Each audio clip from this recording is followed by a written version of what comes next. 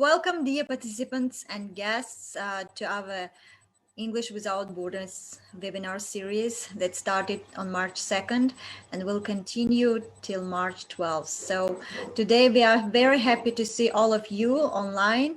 And just to remind you, we are having a Zoom conference and also we are live stream on Facebook. Please, you can join us. And we are going to start. Let me introduce our today's speaker. We are proud to present Dr. Purgason, Professor Emerita, Department of Applied Linguistics. So today, Dr. Purgason will be telling us about text-based activities that engage multi-level students in learning. And I'm very pleased to give some introduction about our speaker. So Dr. Purgason trained teachers in Tajikistan in 2011, 2013 and 17. And also she worked in many other countries around the globe. She's Professor Emerita of TESOL at Biola University in California. She has a Ph.D. in Applied Linguistics from the UCLA. She's a 3-time Fulbright Fellow and U.S. State Department English Language Specialist. So we are very happy to see you today, Dr. Purgason.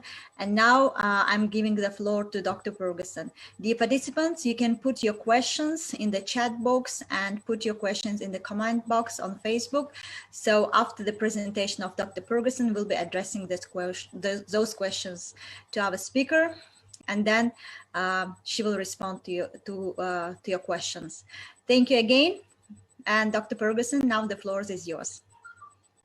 Thank you so much. It is really an honor to be here working with dedicated teachers. Thank you for taking time in your day to join us. Let me go ahead and share my screen.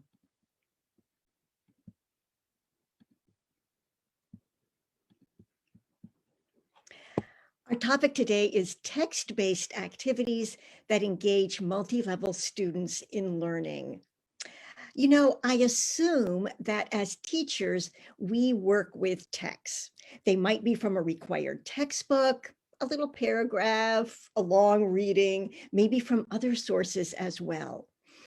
I also assume that our classes are multi-level. We always have students who are a little bit lower or a little bit higher than everybody else. And I assume that we want to keep students engaged for the sake of learning. As they are involved and active in their learning, they're going to learn better.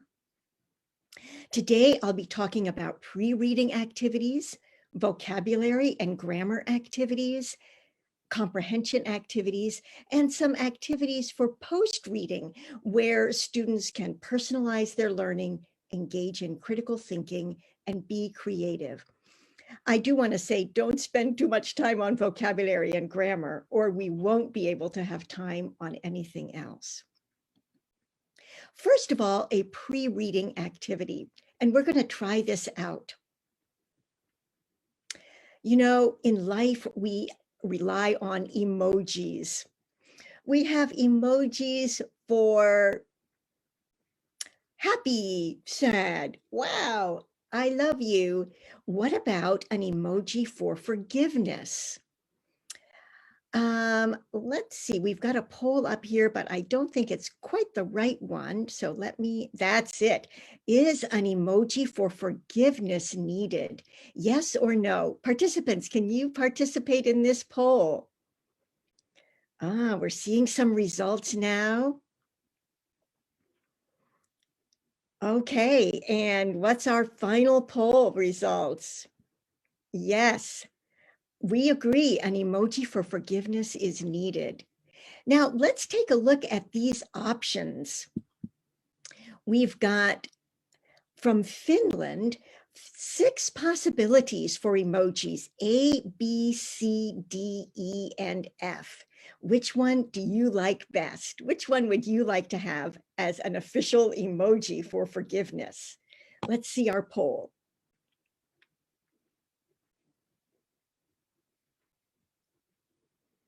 We've got a couple of results coming in. If you can move the poll around and see the symbols a little bit better.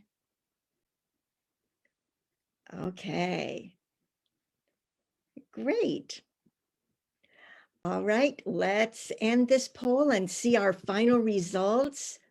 People like A the best. Now, this is the advantage of a virtual classroom. We can use these polls, but in a real classroom where we can also do this in a very simple way. So question number 1, is an emoji for forgiveness needed? Yes, no. Students, raise your hands. If so, which one do you like best? Hold up a card. I like A, I like D. So we have both traditional ways and virtual ways of doing this pre-reading activity. Now, another possible pre-reading activity would be a statement. When you forgive a person who has done something wrong to you, it makes you healthier. Agree or disagree?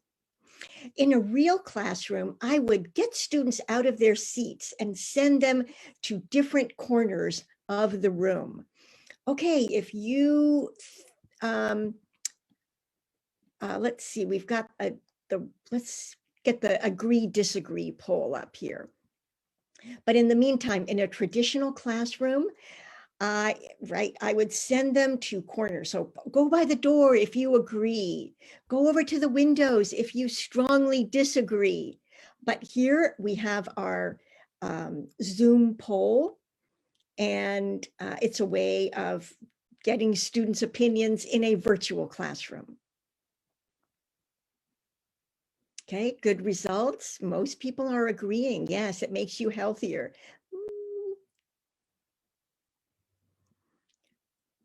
Okay. And our final results, yeah, agree and strongly agree are coming out strong. In a traditional classroom, you can have students raise their hands, and you can just chart the results on the board as I've done over here. Now, I want to know now your perspective as teachers. We've done a pre-reading activity, getting ready to read the text about forgiveness and health. We've done it because we want students to be motivated, and we want to prepare them for the language of the text, vocabulary like forgiveness or healthy. We've done 2 different options, a poll about a statement, forgiveness makes you healthier, and a poll about emojis. And I want to hear from you which option you like the best, the statement poll or the emoji poll. Put in the text box whether you like the statement poll better or the emoji poll better. Think of yourself as a teacher. What would you do with your students, the statement poll or the emoji poll? Write in the text box.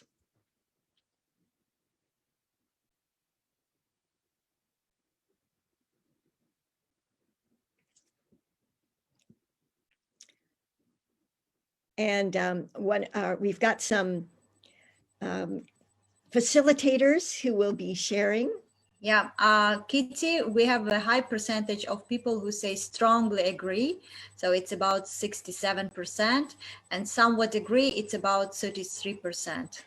And then what about, as teachers, the options for the text that they like? Do they like, if they were a teacher, would they choose the statement poll or the emoji poll?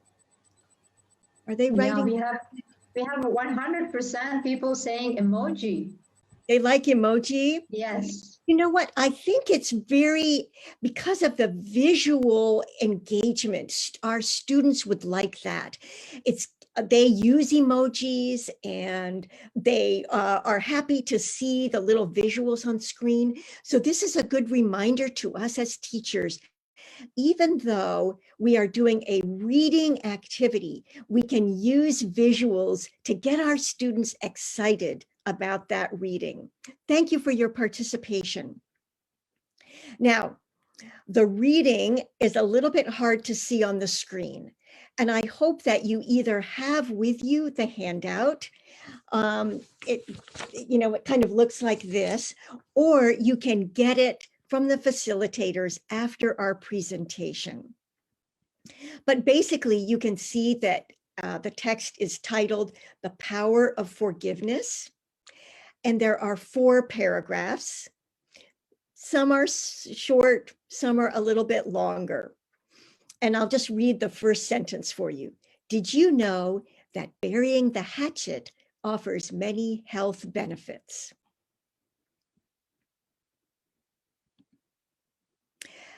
So I want to go on and talk about vocabulary because as teachers, we are really concerned about helping our students learn vocabulary and get the vocabulary they need to understand the text. And usually we stand in front of the class and we explain vocabulary. Today, I want to give you the option of having students learn in small groups and sharing what they've learned with their classmates. I think this makes it more engaging, so they will learn better. And I think it makes it easier to accommodate different proficiency levels, low, medium, and high in our class. I'm going to give you some examples. So at the lower level, I think as a teacher, I want to give my students a translation or a definition or some examples. For example, impair means damage or make worse, or upset means unhappy or worried. But I want my students to be involved, and I want them to think of more examples to tell the rest of the class. For example, they might think, oh, don't sleep, impair study. They can kind of get that idea. And then as I'm walking around and working with the students in their groups, I can say, yes, poor sleep can impair our study. Okay, that's what I would do for beginners. Now, at the middle level, I want to give my students a resource, for example, the dictionary website. And I want them to choose the definition that fits the context. That's a skill that our students need to learn. For example, nurse. The first thing we think of with the word nurse is, oh, a nurse helps a doctor in a hospital. But in this text, nurse is a verb, and it refers to feelings like nurse negative feelings, nurse a grudge. And harbor, we might think of a harbor with a boat, but in this case, it's harbor resentment. So students are learning that from the dictionary website, and they will be the ones to teach the class when they have finished. Notice I've only given them 2, not all the difficult words in the text, just a few. For my high-level students, I can give them more difficult vocabulary tasks, like bury the hatchet. That's a strange idiomatic phrase that means to forget about some negative thing in the past. And another thing I can give my advanced students is collocations, like have a grudge, hold a grudge against. And again, they will be the teachers in the future. Sometimes we don't have time for all of that in class, or we want to give our students vocabulary for homework. And so I've chosen some phrasal verbs: stop holding, remove, think. So they've learned let go of, take years off of your life, or dwelling on something unpleasant. I've referred to resources. I love the Longman Dictionary online. Here's where I would tell my students, find out what this idiom means, to bury the hatchet. And I also like the Corpus of Contemporary American English, or COCA. And what I did is I pasted the text into this resource, and it showed me in different colors common words, medium frequency words, and infrequent words. That really helps teachers as they prepare which words to give to our upper level students and which words to help our lower level students with. So let me sum up. In the examples I've given you, you can see that one individual student might study in depth maybe 2 words instead of 6, or only 1 new phrasal verb instead of 3. And you can also see that this process might take a little bit longer than a teacher standing in front of the class and explaining all of the vocabulary. However, when you give students this kind of responsibility and agency and autonomy, when they end up teaching to the other people in their group or to the whole class, they will remember those few words very vividly. So 3 well-learned words are much more valuable than 10 or 15 words that are poorly learned and quickly forgotten.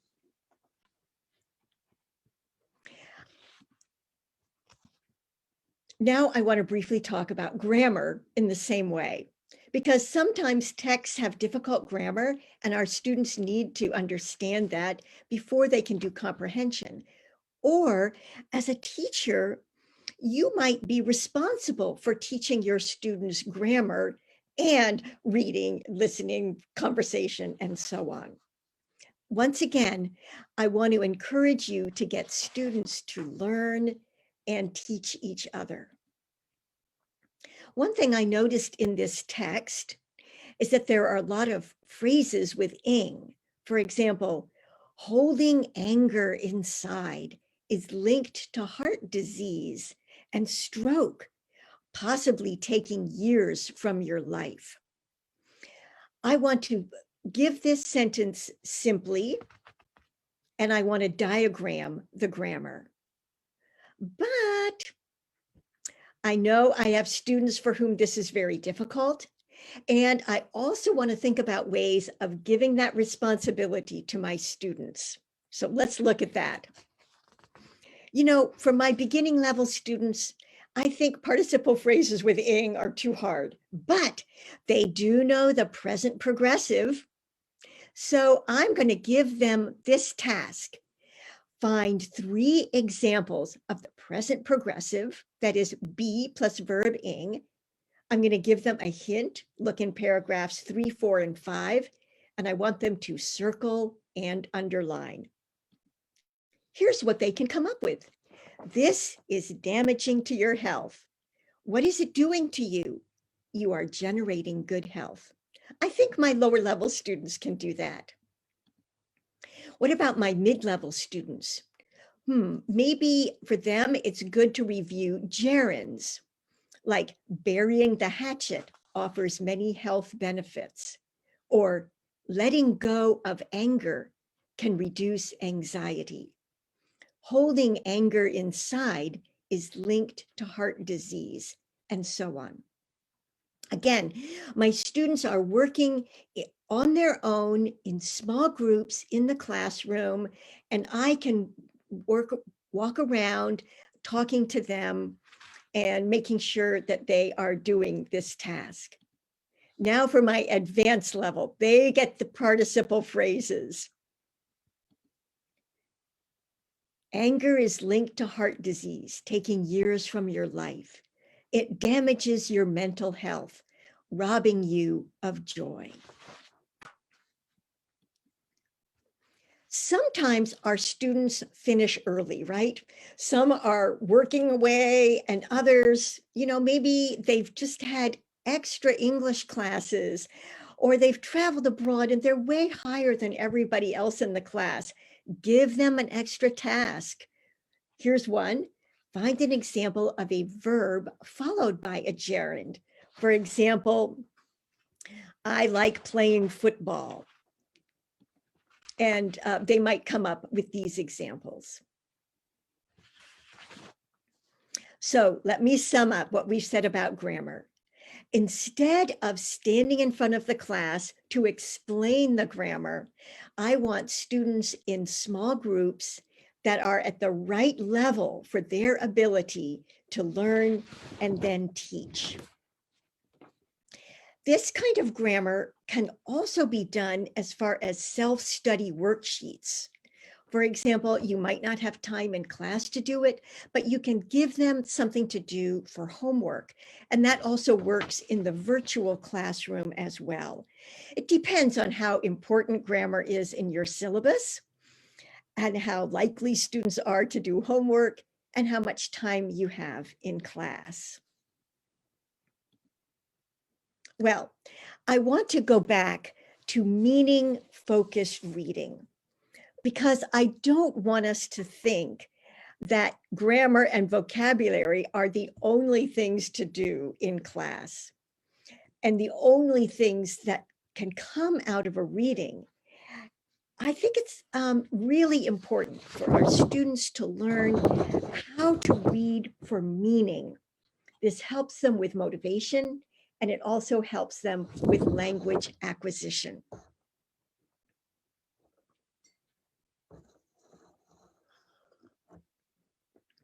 So typically, after our students have done reading, we want to understand whether they comprehend. Usually, we give a whole list of comprehension questions, but I like to divide my students into groups. One group, one paragraph, one question. And then a representative from each group can explain their answer to the whole class. This maximizes the time, and it gives students responsibility for their learning. Now, I have a task for you as teachers, but I don't know if we can do it because I don't know how many of you have the handout. We'll just try it, okay? Are some paragraphs in the text harder than others? What does this mean for a multi-level class? So participants, if you have the handout and you can read that text, our 4-paragraph text, can you talk about a paragraph that you think is more difficult? If not, don't worry about it. But if so, please put your answers in the text. Which paragraph in our text is more difficult than others?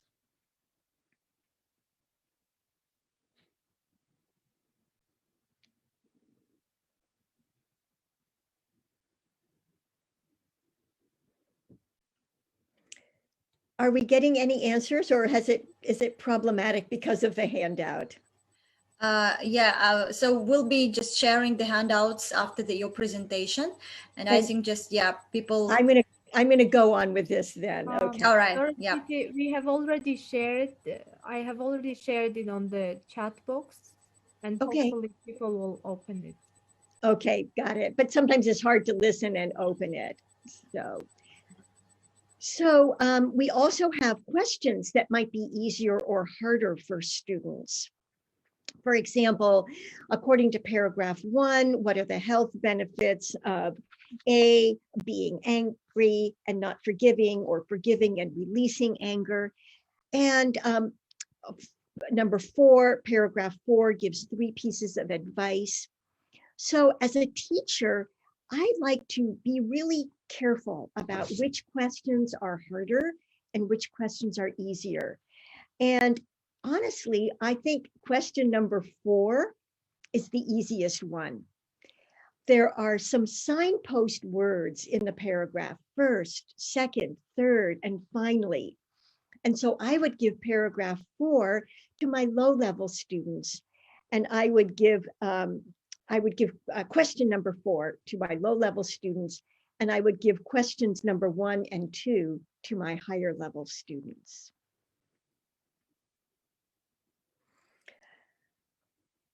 So I'm going to make sure that I assign paragraphs and questions to students based on their proficiency level.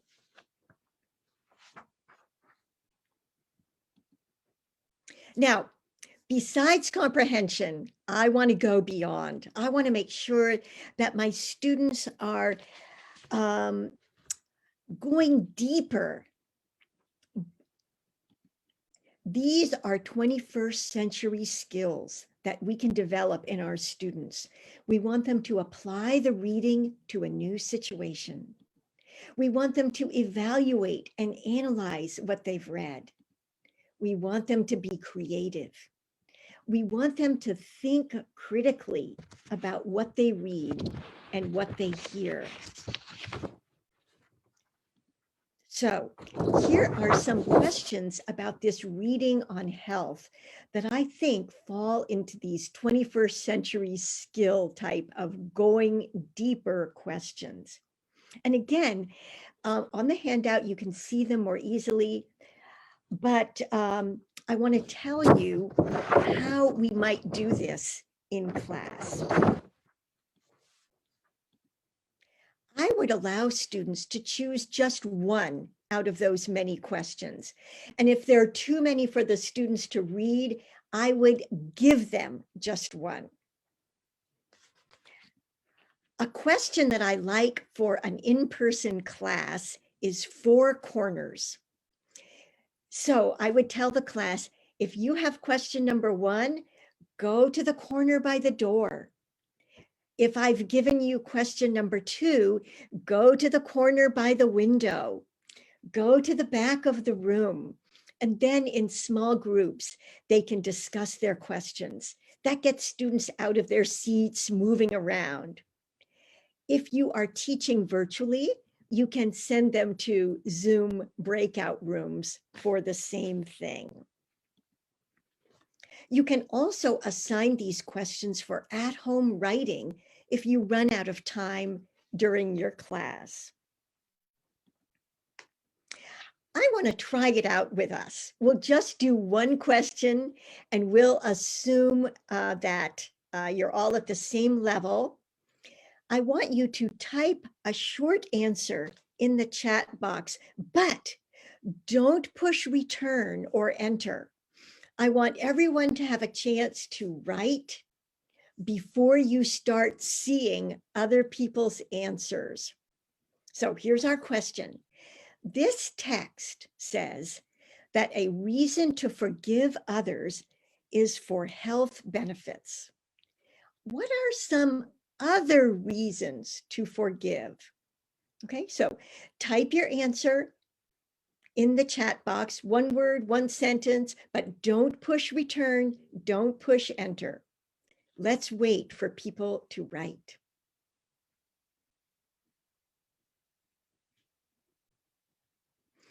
Okay, now you can push enter. Now let's see what people have written. Other reasons to forgive.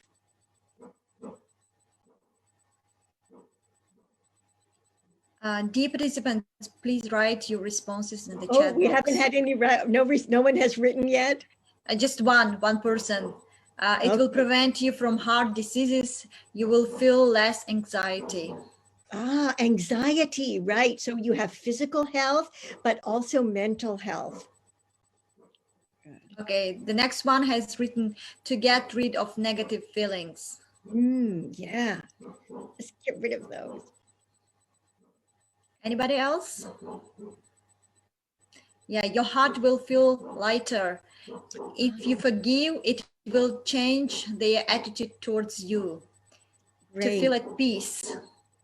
Okay, now let me go back and maybe I should have given you a little bit more time, but I want to look at this. How would you answer? Type a short answer, but do not push return or enter. Wait for me to say now. If you're teaching virtually, sometimes students are reluctant to participate.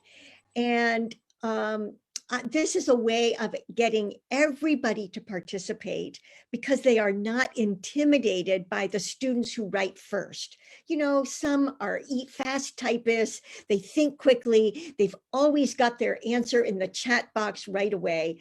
But if you say, don't push return or enter, wait for me to say now, then more people can participate. And I'm sorry that since I don't see the chat box, I wasn't able to do that for this one. Okay, now we can see lots of responses. Okay, great. Yes, so they are saying prevents continuous stress to feel at peace. You'll be happy if you forgive someone. Then next, to model positive behavior. Another one has written maintain peace in mind, to feel Wonderful. easy, forget and forgive. Another one has your written answers, and I love this engagement. Now I want you to put on your teacher hat again, and I want you to participate in the same way with some ideas about the the questions. So what are the pros and cons of student choice? So choosing a question. How would you rate the questions on the handout, and how would you decide on discussion versus writing? For the sake of time, I'm just going to ask you to do question 3. Do you think that these questions are good for students to talk about in discussion or to write about? How would you decide in your class? How do you decide whether to get students to write about forgiveness or talk about forgiveness, writing or talking? Again, let's have some answers in the chat box.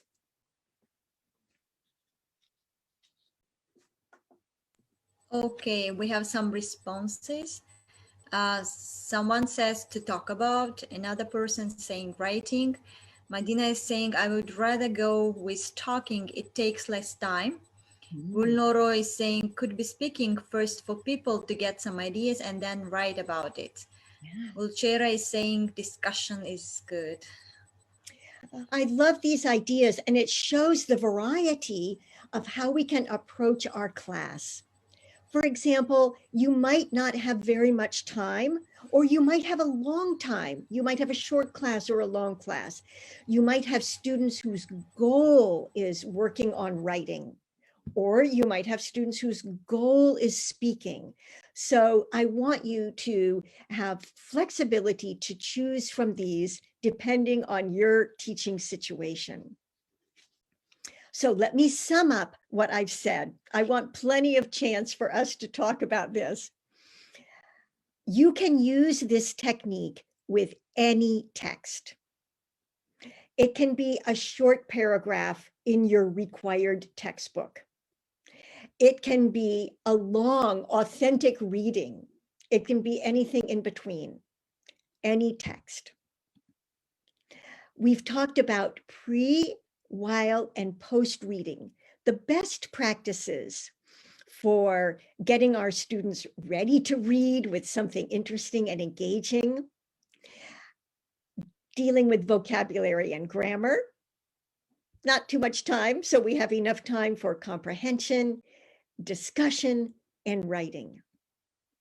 And we've talked about choices for multi-level classes and how even when your students are at different levels, you can give them something that will help them learn at the level that is best for them.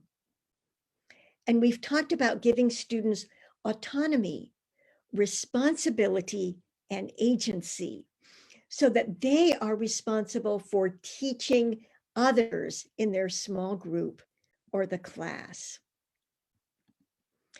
I want to give you a chance to ask some questions. And I also want to share my contact information. So I'm going to come back to this at the end.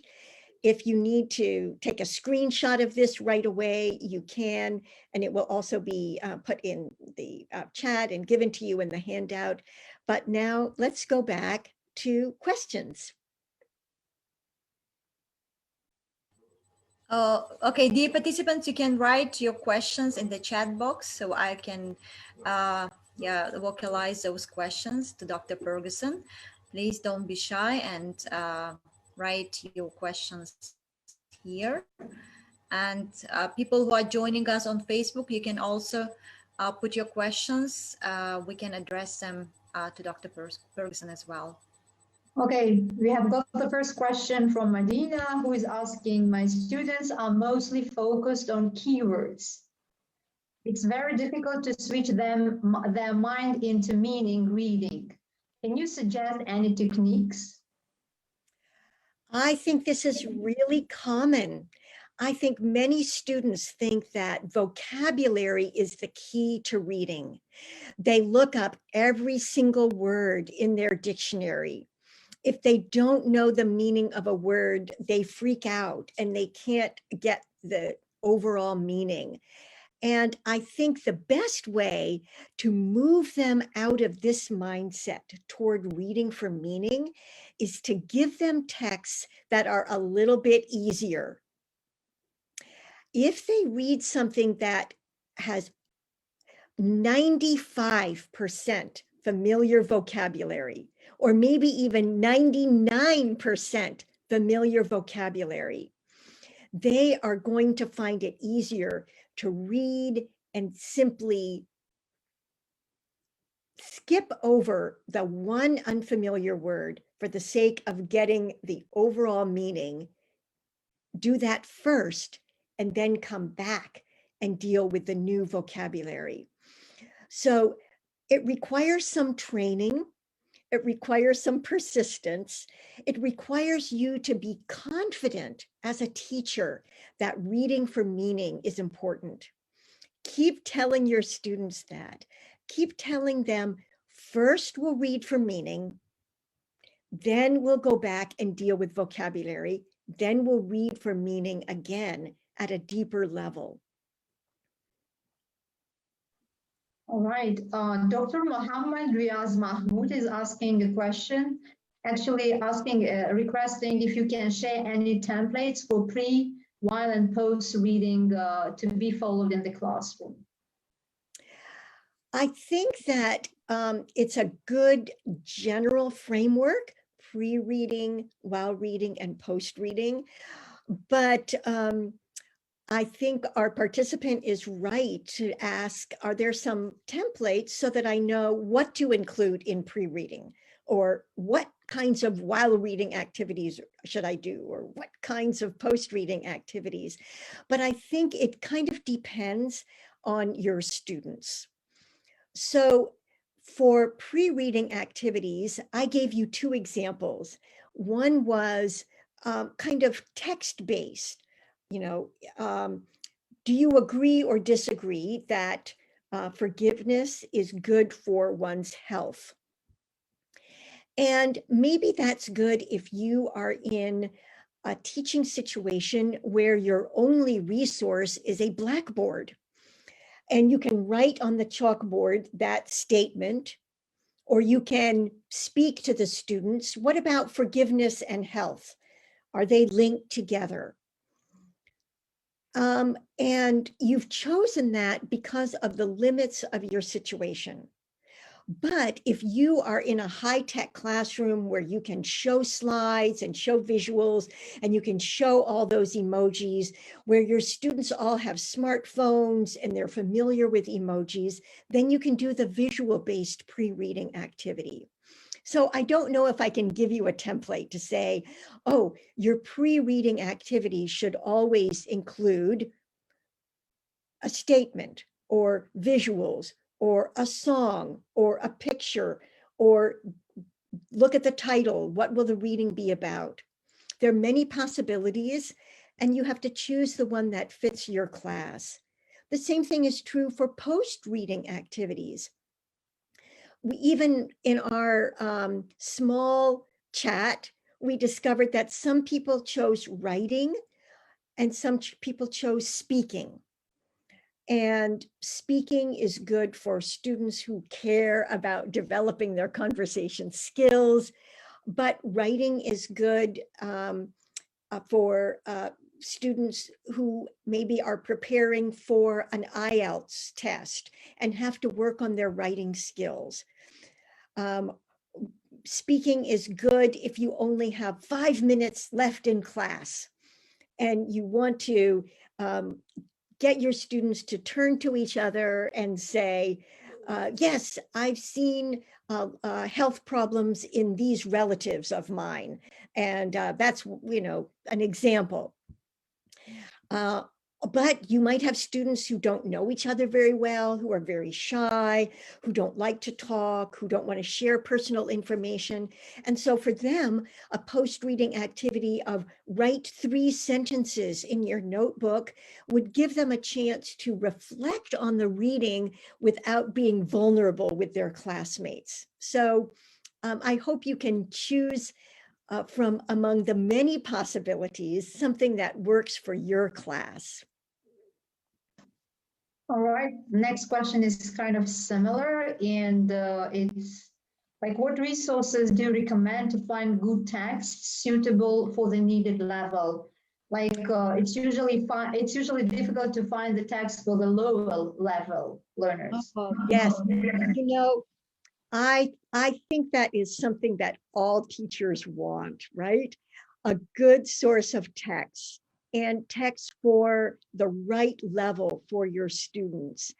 And I think I might have to do some research for that question and then send you some links a little bit later on. Gundoro and Nasiba, do I have a chance to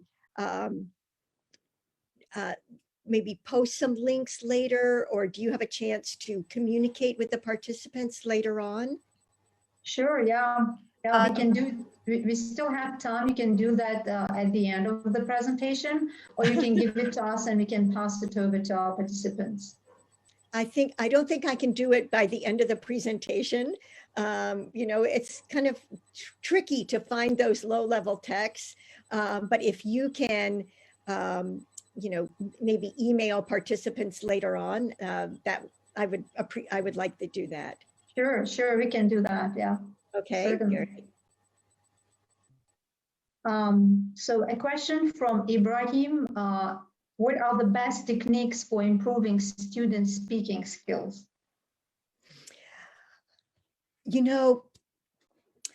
I strongly believe that students at all levels can speak. And so I hope that even with your beginners, whom you might feel are pretty weak in speaking, I hope that you will encourage them to speak. And one thing that I like to do with low-level students is to give them a framework, or maybe, kind of a sample for speaking. For example, if we're talking about forgiveness and health, maybe our framework is blah, blah, blah, blah, blah, will harm your health. And I can say, okay, class, I want you to think about something that will harm or damage or hurt your health.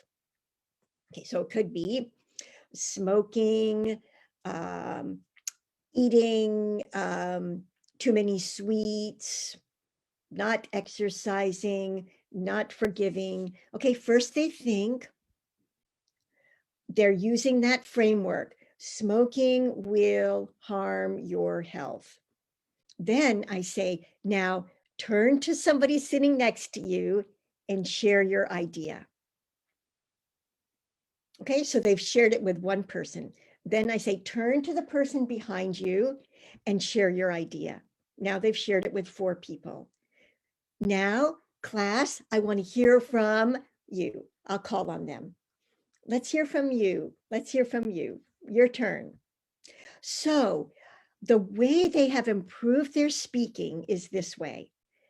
I've given them a framework, blah, blah, blah, will harm your health. I've given them a chance to think first, do I want to talk about smoking or food or exercise. They're thinking about it. They've had a chance. I've given them a chance to talk with 1 or 2 people, and then I can call on the class. Now, it could be that they make a mistake. Maybe they say, smoke will harm your health. And then I say, remember, smoking will harm your health. Everybody, let's say that together. Smoking will harm your health. Not forgiving will harm your health. Okay, does that give you an idea of maybe the steps that you can take? Now, I'm going to give you an example for advanced students too. Here, your prompt will be much more open-ended. For example, give us some ideas of why forgiveness is hard and why it's really difficult to forgive people. Okay. First, talk to a partner, talk to a small group, share in class. While my students are sharing in both small groups and the class, I walk around and I listen to them. And I take some notes about what they're saying. And if I hear them saying something where the pronunciation isn't quite good, or maybe the grammar isn't quite good, then I've got that in my notes. And after they have finished their small group talk, I say, you know what, you've had some wonderful ideas. And I want to give you a chance to perfect your English. I heard you saying things like, it's difficult to forgive because we hurt. And then I might say, it's difficult to forgive because we are hurt. I'll make some corrections on the board. So that way, our students have had a chance to develop their fluency by talking in small groups, but their accuracy as we do a little follow-up activity. How does that sound to you? Is that something that you do in your classes?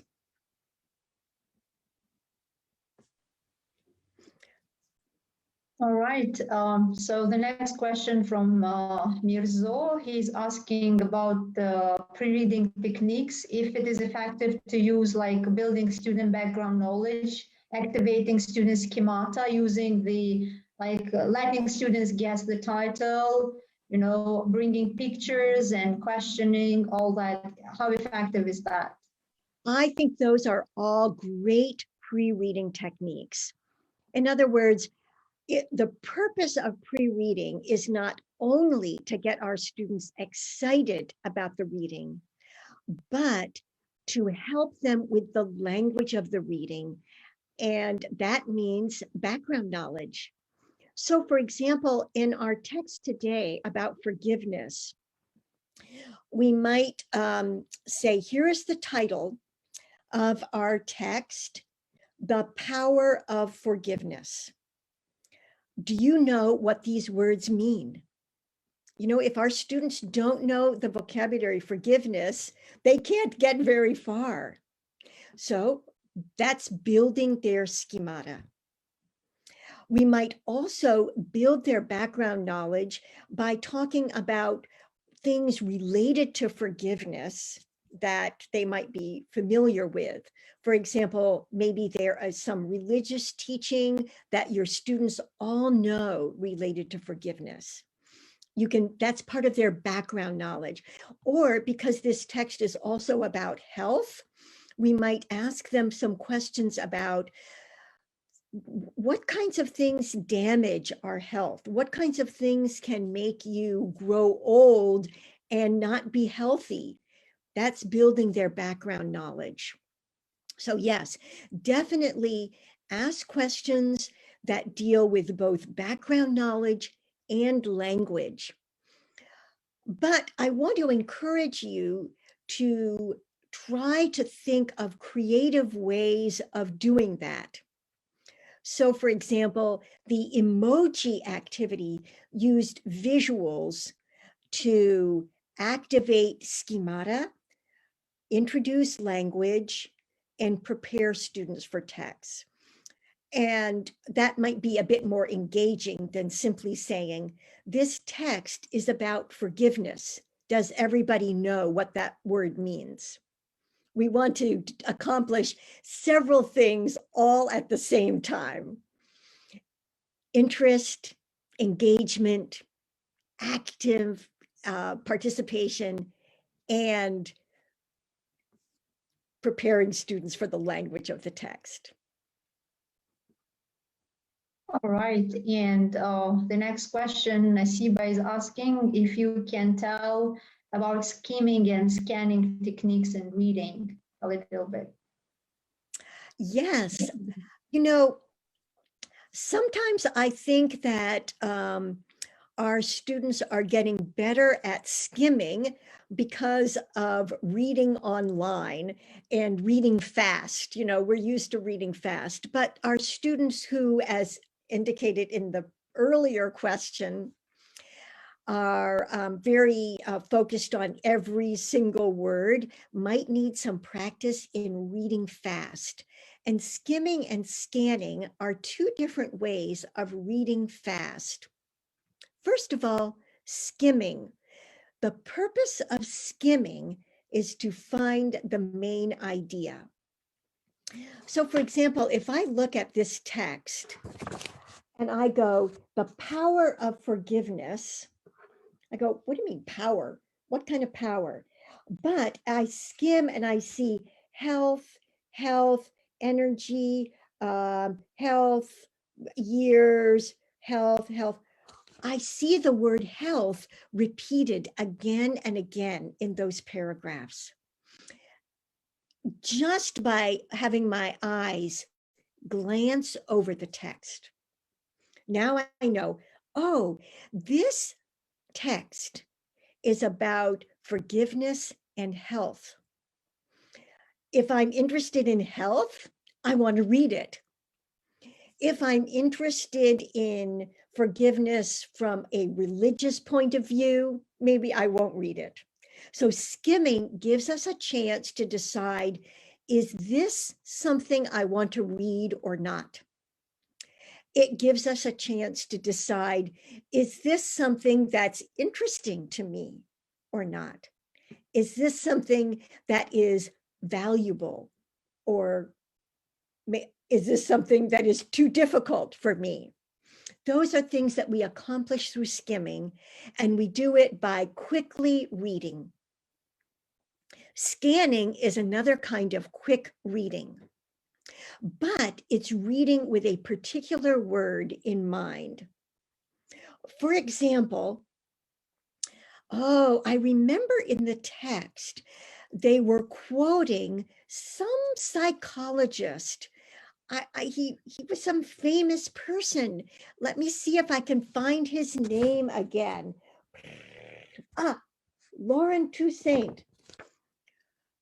Or wait, I think this text said something about death, like early, dying early. Could that be right? Let me look for that word. If I can find the word dying or death, then I'll know what paragraph it's in.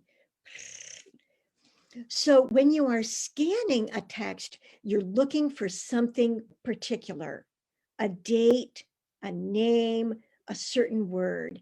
And you do that with a familiar text because you want to find something. So tell your students why we skim and why we scan, and why those are important skills, both in their first language and in their new language.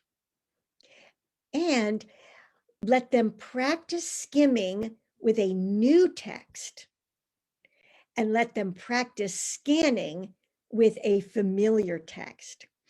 So when I do scanning exercises with my students, I use texts from last week or last month. And when I do skimming exercises with my students, I do them with the new text that we are just starting to read. Does that answer your question? I think, yeah, you did. Thank you. And this must be our last question. What are some other emotional topics you would suggest to lower level learners, the ones who struggle expressing their ideas in English? Emotional topics, like